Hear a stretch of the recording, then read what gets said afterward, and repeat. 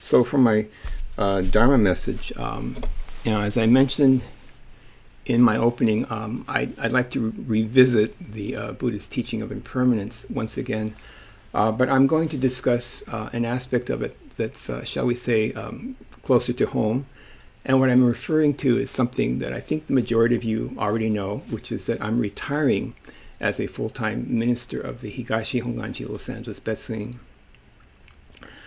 I think most of you know this already because it was first announced about 4 months ago at the temple's May board meeting, and that the date for this transition would be September the 1st. So therefore, this is my last Dharma talk as a full-time Betsuin minister, at least for the time being. Of course, I think some of you already know this. I will be actually speaking next month for the Buddhist Churches of America's Northwest District Convention, which is entitled The Art of Buddhist Living. And if you're interested, you can find info at the homepage of the Oregon Buddhist Temple. But for now, today is my last scheduled Betsuin talk. And just, for a brief explanation, my decision to resign as staff minister was actually made years ago. And, without going into too much detail about it, the primary reason behind it is my lifelong background as a professional musician. Over the 9 years that I've been a minister, and especially the last 7 of which, have been at our very busy Betsuin or district head temple, I've found it difficult to simultaneously both be a minister and a musician. Realistically, both require a full-time commitment. And, of course, I found that, studying and sharing the Dharma with others, is an extremely rewarding experience. And I hope to continue doing this in the future. But at this point in my life, I've actually also recently officially retired, and I'm receiving my Social Security benefits. So I felt a very strong desire to have time to return to my music activities. Well, be that as it may, I thought you might be interested in some background historical information that I've researched about what I call the broader phenomenon of ministerial change at a temple. So, I was assigned to the Betsuin in February of 2014, which is 7.5 years ago. That's a pretty good chunk of time, but compared to what we might term the life cycle of a temple, that's not much time. Fortunately, temples tend to outlast their ministers, right? And now I don't know that much about the ministerial history here at the Betsuin before I arrived, anyway, in 2014. But one temple that whose ministerial history I do know more about actually is the temple that I was previously serving at, which is West Covina Buddhist Temple. I was assigned as their resident minister from 2012 to 2014. But before I was their minister, I was actually active there from way back in the late 1980s. And during that time, I got to know very well, the 3 ministers who had preceded me. And I also got to know one of the ministers who had served there before I arrived, which is Reverend Mishima, who's now Reverend Hosokawa. He had a name change due to taking over his wife's temple. But Reverend Hosokawa, Mishima or Hosokawa, served the temple from 1977 through 1988. And so even though, I arrived after he'd already left West Covina, I got to know him pretty well also. So actually, I became familiar with 4 ministers who preceded me at West Covina. And then after being transferred here, I think as most of you know, Reverend Miyoshi took my place as West Covina's minister. So altogether, from the period 1977 to 2021, which is a period of 44 years, there have been 6 ministers at West Covina. So what this means is that the average length of service there was a little over 7 years, 7 1/3 years to be exact. I started at the Betsuin in February of 2014, and it's now August of 2021. So by my calculations, I've served here 7.5 years. which means that my length of service as your Wesleyan minister has actually been a little longer than the average. Well, at least a little longer than the West Covina average. You know, now I think you're probably saying, does it sound like Reverend Peter's being just a little defensive, anticipating criticism that I've not served long enough? Well, maybe. Of course, you know, I know that my 7.5 years pales in comparison to someone like Rinbanito's service. As of 2021, he's been serving at the same temple for 28 years, so that's really amazing. But getting back to the West Covina example, the 44 years that those 6 West Covina ministers served, collectively, you know, I think 44 years, that seems like a long time. But actually, would you believe that all 6 of those West Covina ministers are still alive? I mean, I think they're still alive. As far as I know, they're still alive. Yeah, I think they're all still alive. And would you believe that all 6 were actually also in one place together at the same time? I mean, actually, it just so happened that they all, or that they all, or we did all attend the World Double Gathering at the Universal City Hilton back in 2016. Let me show you a picture.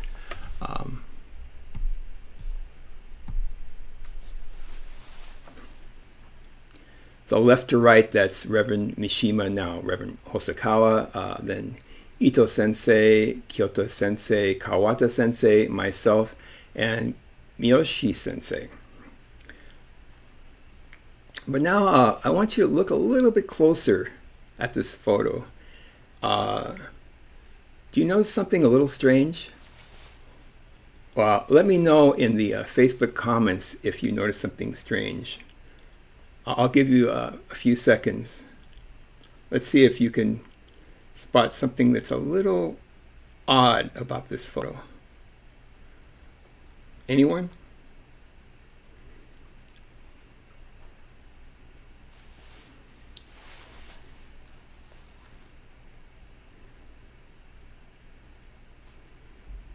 See, are you all looking?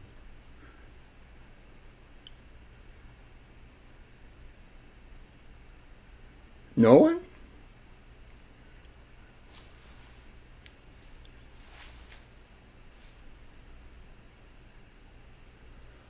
Rob says, only one woman. Well, yeah, that is a little unfortunate. You know, we've yet to make progress on that, Rob. But no, that's not what's actually really strange about this photo. There's something stranger than that. Let me put it to you that way. Well, okay, you all give up. Oh, I guess that's really a credit to this photo. Okay, Reverend Kyoto, the third from the left, is photoshopped in. I think if you look at his face, you can see that the lighting is a little different on his face than the other. So he was actually photoshopped in. You know, he actually was there at the World Double, so it's not completely, false. But on that day, I think he had left the hotel before this group picture was taken in order to take his family to Disneyland, of all places. And those of you that know him know that he was a real diehard Disneyland fan. And I do remember that while he was West Covina's minister, he always had an annual pass, and he took his entire family there frequently. I mean, when I say frequently, I mean more than once a week frequently. And so, okay, I think you'd agree this is an acceptable use of photoshopping, right? He was there, he just wasn't there for the photo, so he was photoshopped in later. I mean, hopefully you agree that's an acceptable use of photoshopping. But now I want you to look even more closely and see if you notice something even weirder than the fact that he was photoshopped in. Let me know in the comments if you do.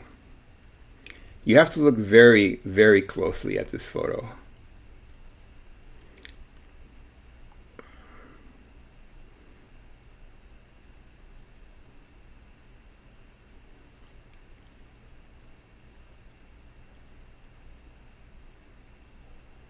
Anyone? I'll give you a hint. Look at the attire that we're wearing.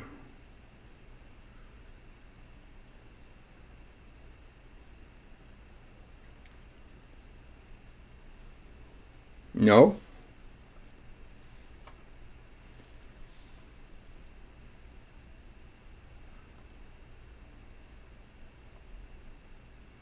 Rob? Not even Rob? A guess? Uh, Teresa, green T-shirt. Reverend Yoshi's wearing a green T-shirt and not wearing a tie. Yeah, I guess that's kind of non-standard, but that's okay. Yeah, that's okay. She's wearing her robe and her she's wearing her kane wagasa, the robe and the sash. So no, that's okay. Yeah, actually, there's something even stranger than that. So let's see, Trish. Hosokawa Sensei. Okay, yeah, that's another kind of strange thing. But okay, here's the really strange thing. Unless it's a really amazing coincidence, notice that Reverend Kyota and I have on the exact same tie, and we've tied it in exactly the same way. Okay, what does that mean? That means that Reverend Kyoto's head was photoshopped onto my body.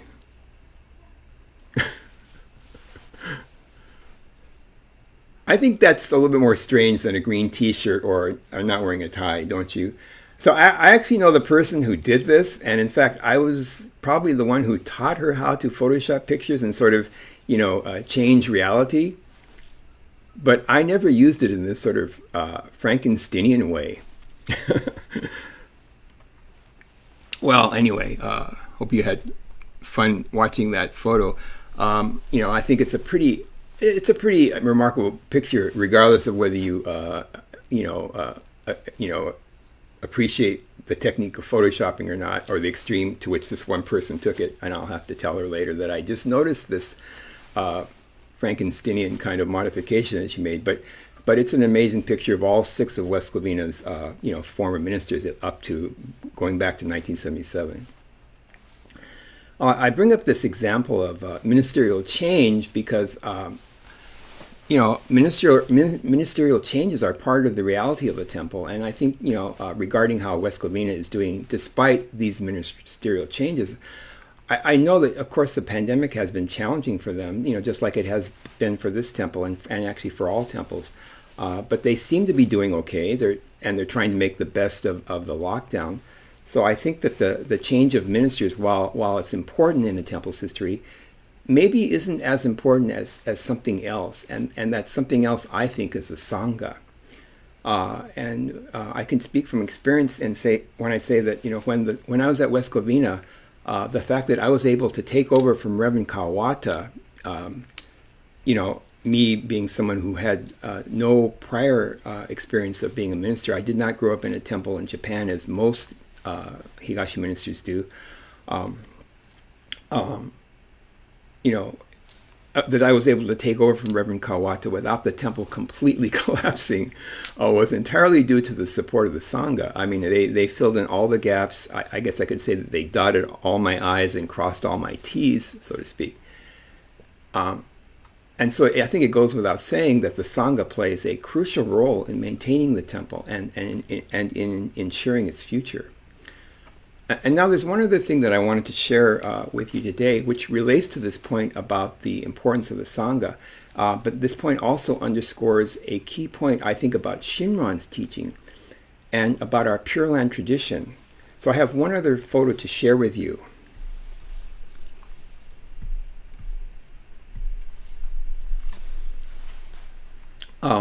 This is the group of ministers and lay people who were involved in the Tokudo and Kyoshi ordination training sessions that took place in Los Angeles.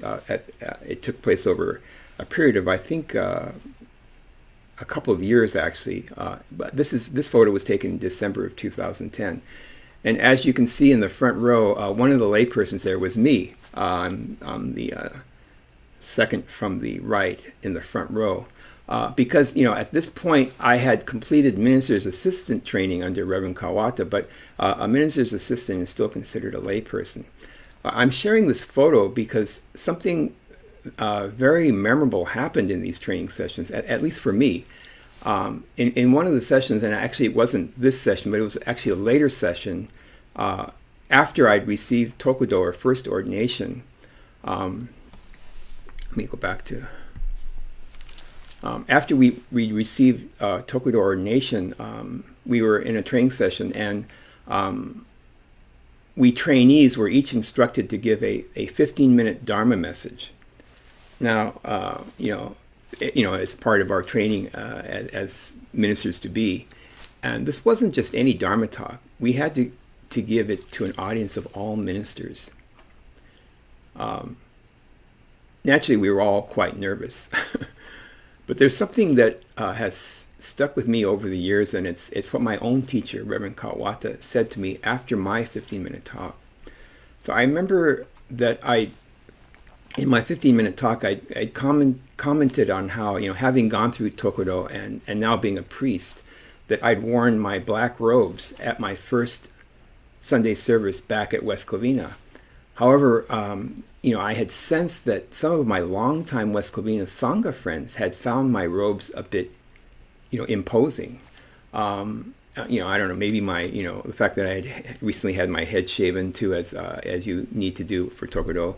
So my bald head may have not helped the situation either. But, it was just disconcerting to me that one, usually very gregarious fellow, uncharacteristically came up to me and politely asked me, well, what do we call you now? And that kind of took me aback. Maybe the black robes have a tendency to create a kind of dualistic separation in the Sangha. And so in my 15-minute talk, I remember mentioning that this made me reflect on something that Shinran had said, and what he meant when he said that after his exile to Echigo, you might know that Shinran was at one point in his life, he was exiled. He was disrobed or defrocked, and he had, I would say, enigmatically referred to himself as neither priest nor lay.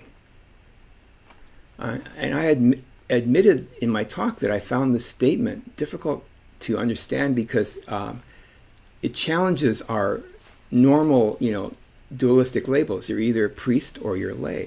What do you mean neither priest nor lay? But I also knew that some teachers have said that Shinran's statement, or declaration of being neither priest nor lay, actually expresses a profound teaching, more specifically, a profound Mahayana teaching. If this statement about being neither priest nor lay is true, then, since I think we could say that the Jodo Shinshu robes, actually symbolically represent the Shinshu teachings themselves. So then, rather than separating a priest from the Sangha, these robes, we could say, symbolize a teaching or a state of mind that is seeking to transcend all superficial differences and dualities. So whether priest or lay, all of us are on the same path. All of us are part of the same interconnected reality. And after I gave my 15-minute talk, all the ministers made comments to me after my talk. But I'll never forget what Reverend Kawata said to me. Those of you that know Reverend Kawata, he's normally a pretty jovial, kind of, lighthearted kind of person. And he looked me straight in the eye, and all he said to me was that Shinran's point about neither priest nor lay was the most important point. And so I've tried to never forget that. And I think that, as I now transition out of my full-time staff minister position, I think it helps to remember this, because regardless of my status as a minister, it underscores the greater underlying significance of the Sangha, which, according to Reverend Kawata, most definitely includes not only the lay people, but the minister. The minister, he or she, is just another part of the Sangha. He or she is just another seeker on the path, all listening to the same Dharma, and therefore all equal. And so going forward, who knows what the future holds for us? I certainly do hope that, at some point the temple will open again. I know it will at some point open again, and that, I'll be able to see all of my Sangha friends again in person someday. Of course, we can't know the future. And here, once again, I'd like to quote Shinran. Shinran had something to say about this. As Shinran put it, quote, if the karmic condition for us is to come together, we shall be together. But if the karmic condition for us is to be separated, we shall be separated. This is from the Tiny Show, Chapter 6. So I think all we can do is continue listening and hopefully, joining with others to share the Dharma together. And then through all of life's ups and downs, our appreciation and understanding of the Buddha Dharma, will naturally deepen. And so, on this note of my own deepening appreciation, I'd just like to thank everyone at the Higashi Honganji Los Angeles Betsun for all of their support over the past 7 years. Oh, excuse me, past 7.5 years. Both to me and to my wife, Diane. As I state in my farewell article, which I think will be in the next issue of the newsletter, during the time that we've been at the temple, we've both made many, many wonderful friends in the Dharma. And so thank you all so much. Namo Amidabutsu. Namo Amidabutsu. Let me add a couple of announcements here. For next Sunday, August 29th, at 10 a.m., although the temple is closed, to in-person attendance, the service will be live streamed from the temple Hondo, and it will be led by Rinban Ito. After that, I think you all know that the temple will observe the Labor Day holiday weekend, which means the September Shotsuki service will actually take place a week later on September 12th. And meanwhile, please stay safe. So now we'll conclude our service, and so please join me in the singing of Om Doksan 2.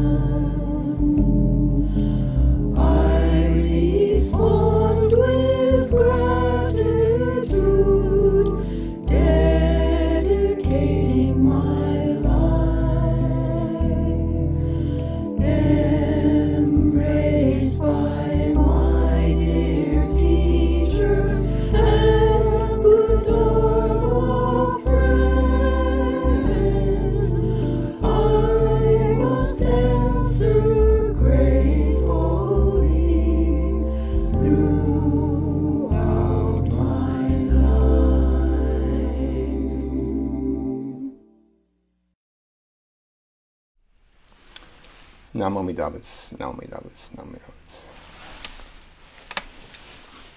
Well, once again, thank you very much for your attendance today, and Namo Amidabutsu, Namo Amidabutsu.